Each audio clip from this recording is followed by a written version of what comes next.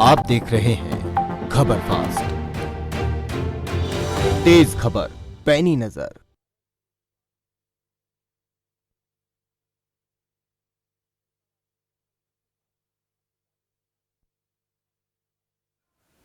चलिए अब सीधा रुख करते हैं सोनीपत का, जहां हरियाणा के मुख्यमंत्री लोगों को संबोधित कर रहे हैं। जोरदार एक हुंकार के साथ जय घोष का उत्तर देंगे। भारत माता की। भाई नारा वालों की आवाज तो नहीं आई है। भारत माता की, भारत माता की। आज नारा गांव के बहुत ही एक पवित्र उत्सव में, जिसको हमारे स्टेज सेक्रेटरी साहब ने कहा कि एक यज्ञ का कार्यक्रम है, कोई सभा नहीं है। और न केवल ये कार्यक्रम आज नारा गांव में हो रहा है, बल्कि हरियाणा के 110 अन्य स्थानों पर भी हो रहा है। तो ऐसे सभी स्थानों पर जुड़े हुए हमारे हरियाणा सरकार के और केंद्र सरकार के माननीय मंत्रीगण, वहां से जुड़े हुए सभी हमारे सांसदगण, सभी विधायकगण, सभी अधिकारीगण, यहां मंच पर विराजमान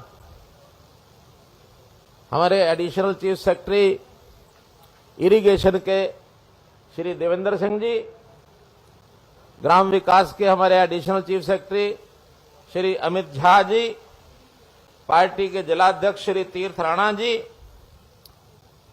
हरियाणा सरकार के पूर्व मंत्री श्रीमती कविता जैन जी, और पार्टी के हमारे बहुत ही सीनियर प्रमुख कार्यकर्ता श्री देवेंद्र कौशिक जी, श्रीमती मीना नरवाल जी, श्री उमेश शर्मा जी, अशोक भारद्वाज जी, सुनील जी सरपंच, पूर्व सरपंच नाहरा, उपस्थित सभी 111 के 11 स्थानों पर नारा मिलाकर आज की इस कार्यक्रम में उपस्थित बुजुर्गों, नौजवान साथियों, माताओं, बहनों, पत्रकार, छायाकार मित्रों, सबसे पहले जैसा बताया कि आज अंतर्राष्ट्रीय श्रमिक दिवस है, और इस अंतर्राष्ट्रीय श्रमिक दिवस 1 मई के उपलक्ष्य में आज मैं देश और दुनिया के सभी श्रमिकों को अपनी ओर से बहुत बहुत बधाई देता हूं, बहुत बहुत शुभकामना देता हूं। भाइयों बहनों, ये जो काम जिसकी चर्चा आज की जा रही है, ये बहुत कोई सामान्य काम नहीं है। जल संरक्षण, जल का बचाव, ये आज की महती आवश्यकता है, क्योंकि हम जानते हैं कि जल इस पृथ्वी के साथ जुड़ा हुआ एक ऐसा विषय है कि जिसकी एक सीमा है। जल ऐसा विषय है जिसको बनाया नहीं जा सकता, जिसको बनावटी तरीके से पैदा नहीं किया जा सकता। ये जल ऐसी चीज है जिसका पृथ्वी के ऊपर सर्कुलेशन होता है, अर्थात वर्षा होती है, पहाड़ों पर बर्फ बन जाती है, पिघलती रहती है, नीचे आती है, मैदानों में भी वर्षा होती है, नीचे आने के बाद फिर वो यहां की वर्षा के साथ मिलकर या तो हमारे सिंचाई के काम आता है, या हमारे पीने के काम आता है, हमारे उद्योग के अंदर काम आता है, और कहीं कहीं जो हमारे तालाब होते हैं, सरोवर होते हैं, बावड़ियां होती हैं, झीलें होती हैं, इनके अंदर भी हम एकत्र करते हैं। और जो अतिरिक्त फालतू जल होता है वो नदी नालों के माध्यम से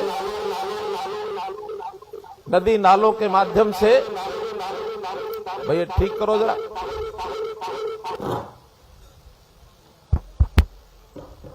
ये नदी नालों के माध्यम से और समुद्र में चला जाता है, और फिर सूर्य देवता की, भगवान सूर्य देव की कृपा से वही पानी वाष्प बन करके उड़ता है, बादलों में पहुंचता है और बादलों में पहुंचने के बाद फिर वर्षा इस रूप में और इस चक्र को पूरा करता रहता है।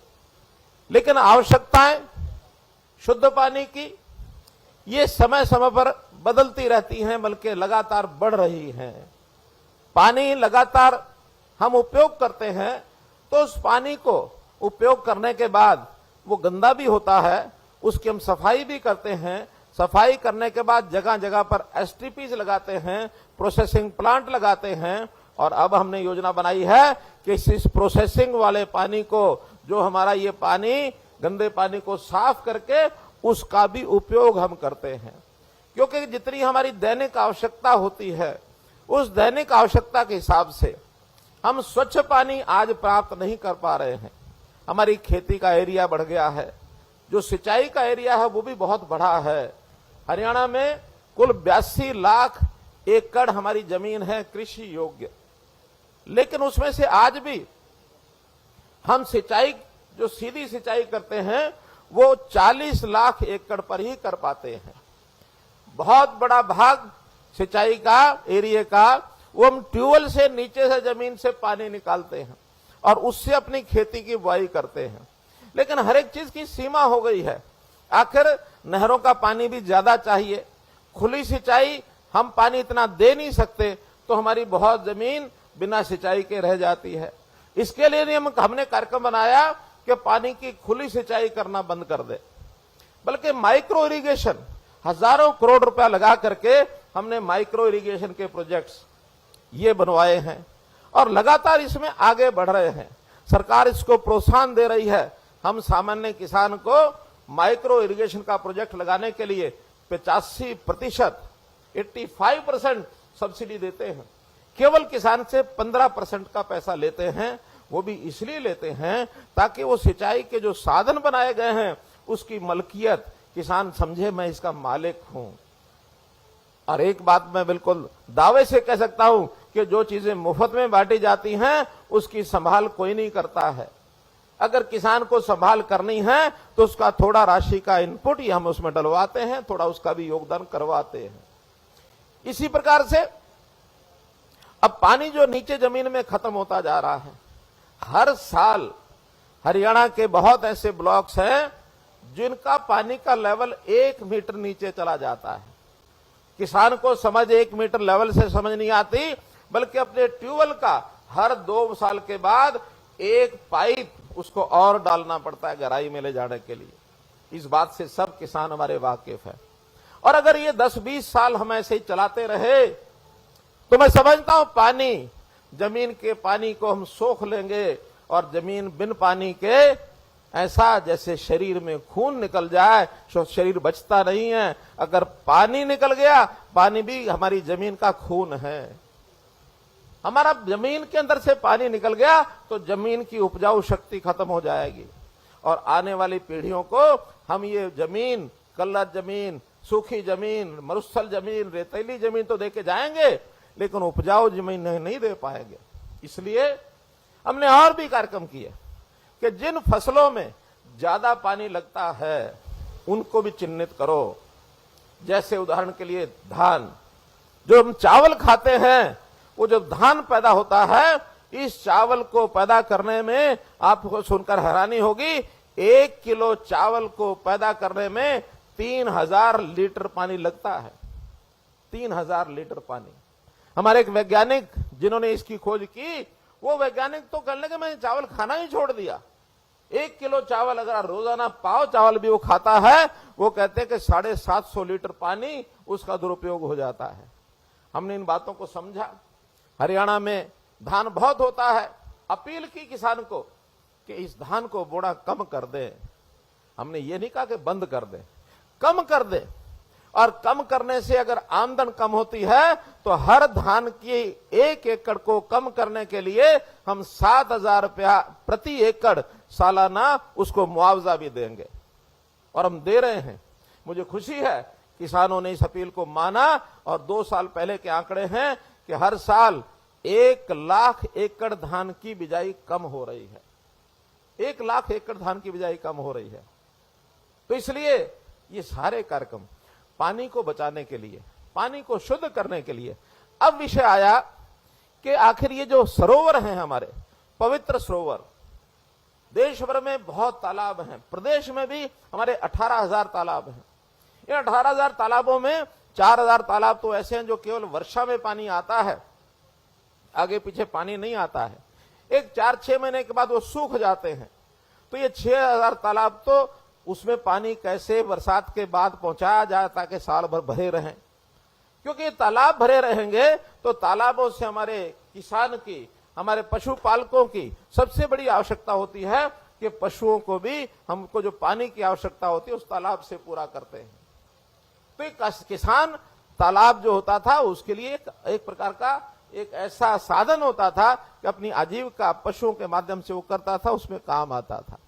लेकिन 8,000 तालाब ऐसे हैं जो हमारे साल भर भरे रहते हैं। उसमें पानी, गंदा पानी, अब चूंकि घरों के अंदर पानी जाने लग गया है, टूटियां हम खोल कर रखते हैं। उसके लिए भी निवेदन है कि टूटी अनावश्यक ना खोले। लेकिन पानी उपयोग के बाद जो सीवरेज का भी विषय है या पशुओं का जो मलमूत्र है, वो भी पानी, साफ सफाई का पानी है, वो पानी भी नालियों के माध्यम से तालाबों में आता है। तालाब पहले खुदाई होते थे हर साल, दुर्भाग्य से उन तालाबों की खुदाई बंद हो गई है। ये पारस्परिक श्रम करके लोग साझेदारी से, गांव के लोग साल में एक बार तालाब खोदा करते थे। मुझे याद, हम छोटे थे तो घर घर से एक आदमी को बुलाया जाता था कि तालाब की खुदाई होनी है। वो सूखा जब एरिया होता था उसमें महीना 2 महीने लगाकर बरसात से पहले खुदाई होती थी, दोबारा से पानी भरता था।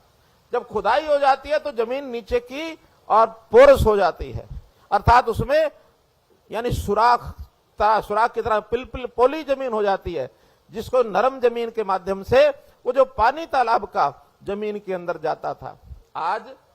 आज जो गंदगी भर जाती है, तालाब की तलहटी, उसको साफ ना करने के कारण से चिकनी मिट्टी हो जाती है। चिकनी मिट्टी के बाद वो पानी जमीन में जाता नहीं है। फिर बरसात में दोबारा से पानी आता है, इधर गांव का पानी इकट्ठा होता है और पानी गंदा होकर के ओवरफ्लो हो जाता है, गंदगी फैलती है। उस ओवरफ्लो पानी का कोई उपयोग नहीं होता है। डिमांड आती है जगह जगह से कि अब कोई ड्रेन बनाओ, यहां से ड्रेन से इस पानी को बाहर निकालो। जहां खेतों में पानी भर जाता है, खेतों की यही हालत है। पहले जमीन पोरस होती थी, उसके नाते से जमीन में पानी रिसता था। अब जब से केमिकल खाद डालने लग गए हैं, हम यूरिया डालते हैं, डीएपी डालते हैं, पोटाश, तरह तरह की दवाइयां, ये डालने के बाद जमीन खेती की वो भी एक प्रकार से उसका प्रकार बदल गया है और वो जमीन पोरस नहीं रही है, पानी नीचे नहीं जाता है।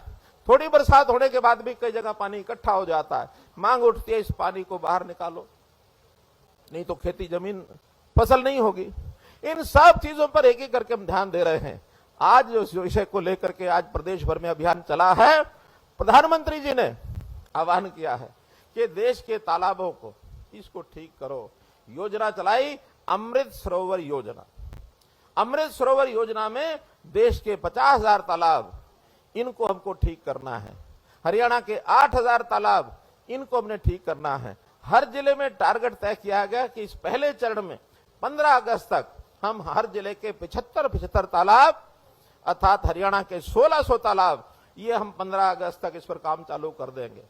तालाब की खुदाई करना, तालाब की स्पोर्ट वाल बनाना, बड़े तालाब जहां हैं उसके चारों तरफ उसका कोई पौधे लगाकर, फूल पत्ती लगाकर वहां उसको एक मार्ग बना के लोगों के लिए भ्रमण के ऐसे स्थान बनाना, उसका सौंदर्य बढ़ाना। अर्थात जो तालाब अभी तक गंदे पड़े हैं उन तालाबों को लोगों के भ्रमण के लिए, आने जाने के लिए कैसे ठीक किया जाए।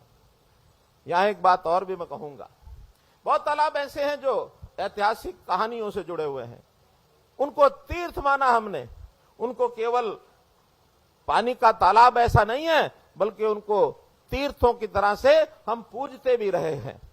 मुझे खुशी है, आप तो जानकारी है ही है, लेकिन मीडिया के माध्यम से सब लोगों को ये जानकारी मिले कि यहाँ का जो नाहरा का तालाब है, ये तालाब नाहर सिंह नामक व्यक्ति ने आज से और 900 साल पहले सन 1309 ईस्वी में उस व्यक्ति ने यहाँ तप किया था और उस तप के कारण से इस तालाब का निर्माण हुआ। चारों तरफ धाम बने हुए हैं, इस तालाब को गंगेश्वर सरोवर ये हमने कहा है, गंगेश्वर सरोवर।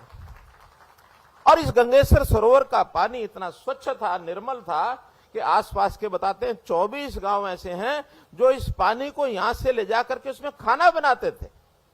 आज इस सरोवर को अगर हम देखते हैं, कोई कल्पना कर सकता है कि इसके पानी से खाना बनाया जा सकता है? कल्पना नहीं कर सकते, क्योंकि वो तालाब प्रदूषित इतना हो गया है। इस प्रदूषण के कारण से इनको ठीक करने का बीड़ा ये देश के प्रधानमंत्री ने उठाया है। एक प्रकार से मैं प्रधानमंत्री के बारे में अगर ये कहूं कि एक समय ऐसा था जब गंगा को पृथ्वी पर लाने के लिए और भगीरथ ने जो प्रयास किए, गंगा को पृथ्वी पर ला करके जीवनदायिनी गंगा आज हमारे जीवन का आधार है। इसी प्रकार से आप उनको किसी भी श्रेणी में रखें, लेकिन इस जल को स्वच्छ करने के लिए जितनी योजनाएं बनाई है पिछले 7 साल में, जल ही जीवन है, हर नल से घर, हर घर को नल से जल की जो योजना बताई है, जल को स्वच्छता के नाते से, स्वच्छता अभियान के नाते से इतना बजट खर्च किया है कि इस पानी को किस तरीके से बचा लो। मैं इनको एक दूसरे भागीरथ की संज्ञा देता हूं। नरेंद्र मोदी हमारे आज के भागीरथ हैं। ये पानी का बहुत बड़ा संकट, भाइयों बंधुओं, इसको हमको समझना चाहिए। पानी हमारी जान है, जल ही जीवन है। तो इस जल ही जीवन के अगर बात को हम ध्यान रखते हैं तो हम इसके ऊपर जरूर ध्यान करें कि हम आगे चल करके ऐसा ना हो आने वाली पीढ़ी वो हमको गालियां दे, वो हमको ये कहेगी कि हमारे पूर्वजों ने इतना ध्यान नहीं रखा कि हमको विरासत में जहां जमीन दे गए वहां पानी तो दे जाते। तो इस पानी के संकट की हमारी अगली पीढ़ियां वो इसको न ध्यान करें, तो एक एक बूंद पानी को बचाना। प्रधानमंत्री जी ने कहा है कि हर बूंद इसका उपयोग करो, हर बूंद का उपयोग चाहे घर में इकट्ठा करो, चाहे रिचार्ज करके जमीन में डालो। हमने निर्देश दिए हैं कि सरकारी भवन जितने भी हरियाणा के अंदर, उन सब के अंदर वहां रिचार्जिंग वेल बनेंगे। जो बरसात का पानी है बाहर नहीं जाना चाहिए, बल्कि जमीन के अंदर छोड़ो, जमीन में साफ होकर के नीचे के तल में पहुंच जाएगा। Recharging of water. किसानों के को भी आह्वान किया है कि आप अपने इलाके का जो बरसात का पानी है उसको बह करके बाहर मत जाने दो। अब हमको बताओ, हम वहां रिचार्जिंग ट्यूबवेल लगाएंगे। पिछले साल हमने 750 ट्यूबवेल लगाए हैं नए, और इस बार घोषणा की है कि आने वाले 2 वर्षों में 5000 नए रिचार्जिंग ट्यूबवेल हम लगाएंगे। 5000 ट्यूबवेल लगाएंगे, यानी बोरवेल जिसको कहते हैं, ट्यूबवेल नहीं, बोरवेल। पानी अपने आप नीचे चला जाता है। बरसात के दिनों के अंदर उसकी एक टेक्नोलॉजी सी बनी है कि वो पानी बजाय बाहर जाने के, हरियाणा की एक एक बूंद पानी की जो हमारे पास आए उसका हम सदुपयोग करें। जो पानी हम स्वच्छ कर रहे हैं, एसटीपी लगा रहे हैं, उसके लिए भी देवेंद्र सिंह जी यहां बैठे हैं, इनको हमने कहा है कि उस पानी का उपयोग या तो इंडस्ट्री के लिए यूज करें, इंडस्ट्री को भी पानी चाहिए, नहीं तो बागवानी शहरों के अंदर जो होती है, पार्क होते हैं, उसमें उपयोग करना चाहिए, और नहीं तो उस पानी का उपयोग हम खेती के लिए करें। हर तालाब के आसपास, हर एसटीपी के आसपास हम उसका एक कमांड एरिया बनाएं, उस कमांड एरिया में माइक्रो इरिगेशन के प्रोजेक्ट लगाएं, ताकि वो उस पानी की क्वालिटी भी अच्छी होती है फसल के लिए, सब्जियों के लिए, कि उस पानी में स्वाभाविक खाद भी होता है। उस पानी की गंदगी की मात्रा को कम करना, लेकिन खाद का जो उसके अंदर अवयव होता है उसको बनाए रखना। उस पानी से फसल, सब्जियां, फूल की खेती वो ज्यादा होती है तुलना के बारे में। तो इसलिए इस पानी का उपयोग चाहे हम किसान की खेती में करें, चाहे हम साफ सफाई के काम में करें, घरों में भी। कुछ शहरों में हमारे जो सेक्टर्स है हुड्डा के, एचएसवीपी के, उनको हमने कहा कि आप वहां उस इलाके में डबल लाइन बिछा दो। एक लाइन नहरी पानी जो पीने का आता है उसको साफ वाटर वर्क्स में करना, और पीने के पानी के लाइन। एक पानी पीने के अलावा घर में और जो अन्य उपयोग होते हैं, साफ सफाई के लिए, स्वच्छता के लिए, शौचालय के लिए, फ्लश के लिए, बागवानी के लिए, गाड़ी धोनी है उसके लिए, तो इस पानी का उपयोग करो ताकि उसका भी सदुपयोग हो जाए पानी का। इस नाते से बहुत से हमने कार्यक्रम बनाए हैं। आज तो मैं इतना ही कहूंगा भाइयों बहनों कि जिस सरोवर के नाते से आज हम चर्चा कर रहे हैं, गंगेश्वर सरोवर, ऐसे 111 सरोवर पूरे हरियाणा में उस पर आज काम शुरू हो रहा है। जहां जहां इंजीनियरिंग के काम पास हो गए हैं, जहां कोई स्पोर्ट वाल होनी है, जहां कहीं उस पानी की स्वच्छता के लिए एसटीपी लगना है, वहां उस प्रकार का काम, और जहां केवल उसकी खुदाई का काम करना है तो मनरेगा के माध्यम से उसकी खुदाई का काम दोनों आज शुरू कर दिए हैं। 111 के 111 स्थानों के ऊपर योजना हमारी बन गई है। यहां का जो तालाब है उसके ऊपर 82 लाख रुपए का खर्च ये होगा, ऐसा इसका प्रोजेक्ट रिपोर्ट बना दी गई है, जिसमें से 29 लाख रुपया लगभग 29 लाख रुपया तो यहां भेज दिया गया है, जो रिलीज हो गया है, जिसका काम आज शुरू हो जाएगा, और शेष बचा हुआ 52 लाख रुपया वो भी जल्द जो है रिलीज होगा। उसके बाद उसका जो स्वच्छता का और उसका जो बाकी काम है वो उसके ऊपर हम करेंगे। और निश्चित रूप से यहाँ जो गांव की और भी आसपास के गांव की भी डिमांड आई है कि हमारे भी तालाब यहाँ जोड़ो। हमने निर्देश दिए हैं कि हर जिले में 75 करने हैं, सिलेक्ट करके करें। आज तो मैं नाहरी गांव के जो लोग यहाँ आए हैं उन्होंने कहा कि 2 हमारे ऐसे स्थान हैं, एक तो सैयद जोहड़ है और एक बड़ी झील है। ये दोनों गंदगी इसके अंदर है, एक प्रकार से गंदा जल उसमें है, तुरंत उसकी सफाई का काम कराया जाए। बाद में फिर छोटी झील और शीलक वाला जोहड़, ये साफ पानी है, लेकिन उसमें भी जो काम कराए जाने वाले हैं वो हमारी तालाब अथॉरिटी, एक इसके लिए हमने तालाब अथॉरिटी बनाई है पूरे प्रदेश में अलग से। वो तालाब अथॉरिटी, पौंड अथॉरिटी जिसका नाम है, वो सभी तालाबों पर काम करेगी। और इसके लिए हमने 1000 करोड़ रुपया ये अलग से अपने बजट में तय किया है कि इस विषय को प्राथमिकता देनी है, इस पर कहीं भी पीछे हटना नहीं है। तो बंधु, आज के इस अवसर पर मैं इतने ही कहते हुए कि आप सब लोग इस अभियान में साथ दें, क्योंकि एक तरफ सफाई का अभियान चल रहा है, यदि हमने उसको साफ रखने में मदद नहीं की तो दूसरी तरफ गंदगी का अभियान शुरू हो जाएगा। और आते जाते हम गली में, सड़क पर कहीं भी गंदगी फेंकेंगे, पानी बहेगा, पानी बह के तालाब में जाएगा, तो गंदगी कहीं खुले में ना डालें। गंदगी के लिए अलग से डस्टबिन ये जगह जगह हमने रखवाए हैं, और अगर कहीं नहीं है तो ग्राम पंचायतें तो आज नहीं है, लेकिन ग्राम पंचायत का जो विभाग है, बीडीपीओ के माध्यम से, ग्राम सचिवों के माध्यम से हर गांव में ऐसे स्थानों पर व्यवस्था की जाए कि वहां अपने डस्टबिन लगाएं। घरों के अंदर भी डस्टबिन रखने चाहिए, ताकि उस कूड़े को बजाय बहाने के या बजाय बाहर डालने के, जिस पर मक्खियां भिनभिनाती हों और वो मक्खियां फिर आके हमारे खाने पर बैठती हों, बीमारी फैलाती हों, इसकी बजाय साफ सफाई के लिए गंदगी डस्टबिन में रखनी चाहिए। उसको विधिवत जहां डाल के आना है या कोई इकट्ठा करने वाला इकट्ठा करके ले जाएगा, ताकि हमारे तालाब में एक भी कचरा, उसका कण ये जाना नहीं चाहिए, तालाब हमारे सुरक्षित रहे। तो इस प्रकार से बता दिए नाहरा के, नाहरा में बता रहे हैं कि और भी 4 तालाब हैं, दादा देव वाला जोहड़, गोसाई वाला जोहड़, बाईद वाला जोहड़, माता वाला जोहड़, इन चारों का भी, गंगेसर तालाब के साथ साथ इन चारों का भी जो तालाबों का सुधारीकरण ये सब किया जाएगा। इसलिए मैंने बताया कि हरियाणा का कोई तालाब हम छोड़ेंगे नहीं। गांव के लोगों ने इसके अलावा भी कुछ और डिमांड रखी है, हालांकि जिले भर की डिमांड्स तो हम जब कोई जिले की रैली करेंगे उसमें बताएंगे, लेकिन जिस गांव में मैं आया हूं, मेरा फर्ज बनता, दायित्व बनता है कि वहां के कुछ कामों की घोषणा मैं ये अवश्य करके जाऊं। तो उस नाते से यहां गांव के लोगों ने भी खेतों के रास्ते जिनको पक्का करवाना है, ऐसे जिन रास्तों को चिन्हित करके भेजा जाएगा, उन रास्तों को पक्का कराया जाएगा। और इस पर कोई बहुत बड़ी राशि नहीं लिखी है कि केवल 70 लाख रुपए की आवश्यकता है, वो हम मंजूर करते हैं।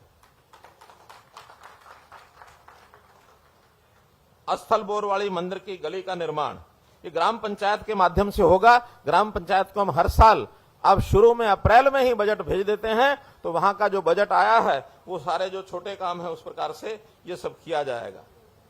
पशु अस्पताल के पास कम्युनिटी सेंटर, 1 एकड़ के अंदर एक कम्युनिटी सेंटर बनाया जाएगा, 1.5 करोड़ रुपया इसका खर्च आएगा, इसको भी मंजूर किया जाता है।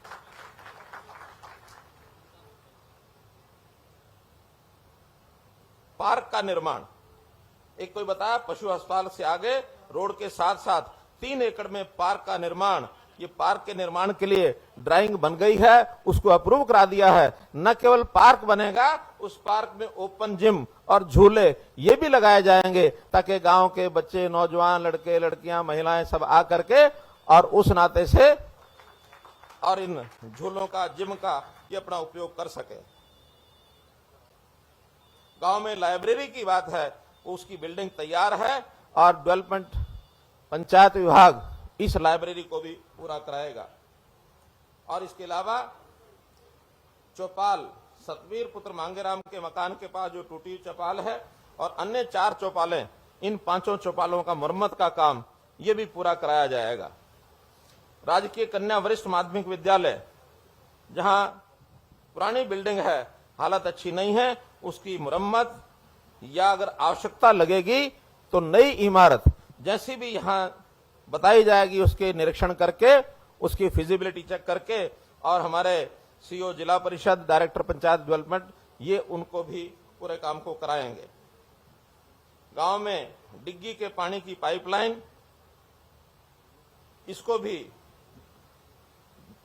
यानी इस पाइपलाइन को दबवाकर पूरे एरिया में पानी की समुचित व्यवस्था ये की जाएगी। इसका काम सैंक्शन हो गया है, 15 दिन में इसको शुरू कर दिया जाएगा। तो इस प्रकार के कुछ काम ये जो बताए गए हैं ये तो तुरंत प्रभाव से शुरू होंगे। अन्य काम भी किसी गांव के हों, किसी शहर के हों, हमने इसमें व्यवस्था बनाई है। रोज रोज आपने हमारे पास आना नहीं है, ना किसी मंत्री एमएलए के पास जाना है, बल्कि गांव के काम के लिए एक पोर्टल बनाया है, वो है ग्राम दर्शन। आप ग्राम दर्शन लिखेंगे, अपने आप वो पोर्टल आ जाएगा। अपना गांव उसमें निकालिए, अपना परिवार पहचान पत्र आप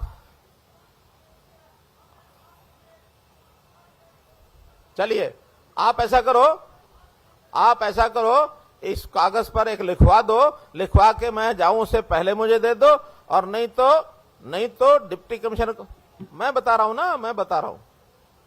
हूं तरीका ये होता है। आपकी कोई समस्या, मैं वो बता रहा था कि गांव की कोई समस्या हो, आप ग्राम दर्शन के पोर्टल में जाकर अपने गांव का नाम खोलिए, अपना परिवार पहचान पत्र का नाम डालिए, अपना नाम लिखिए और अपनी मांग, अपनी डिमांड, समस्या उसमें लिख दीजिए। निश्चित रूप से वो डिपार्टमेंट में जाकर के पूरा कामकाज हो जाएगा।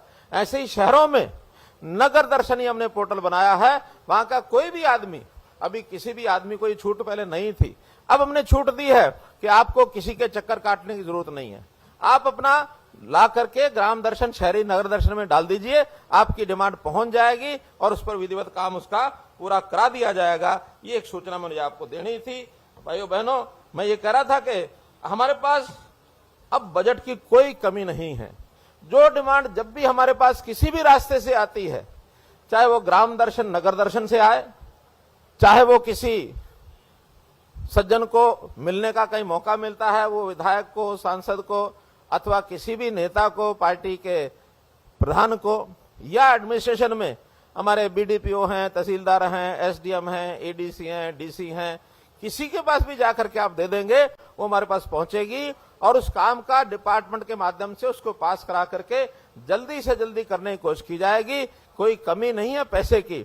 पैसा आपका है, आपके गांव में लगेगा, आपके शहर में लगेगा। जो मांग आप करेंगे उसको हम पूरा करेंगे। आज आप सब लोग आए और मैं सभी 111 के जो स्थान हैं, वहां की स्थानीय मांगे, वहां के कुछ लोग अप्रूव करेंगे तो उसकी वो घोषणा करें, अन्यथा सब हमारे पास भेजेंगे तो हम उसकी फिजिबिलिटी करा करके सभी ऐसे गांव की जो छोटी डिमांड्स है उसको हम पूरा करेंगे। आप आज आए, शांतिपूर्वक आपने सुना, और ये जो अभियान है जल ही जीवन, और इसको पूरा करने के लिए हमारी जो अमृत सरोवर योजना, इसमें आप योगदान करिए, यही निवेदन करते हुए आपका बहुत बहुत आभार, बहुत बहुत धन्यवाद।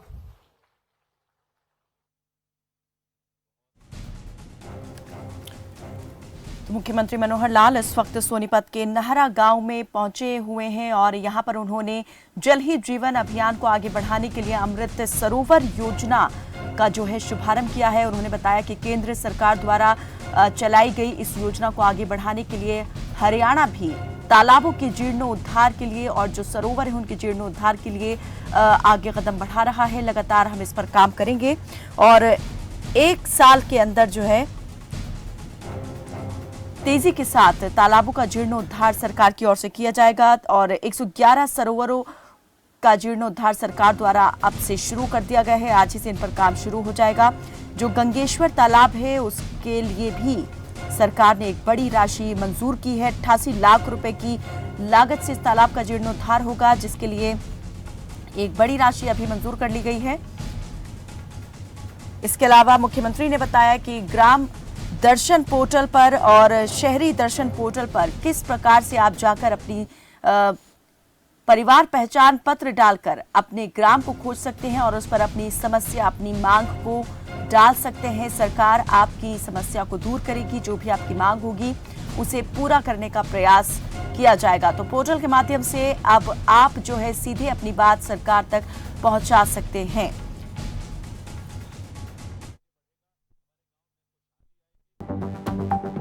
आप देख रहे हैं खबर फास्ट, तेज खबर पैनी नजर।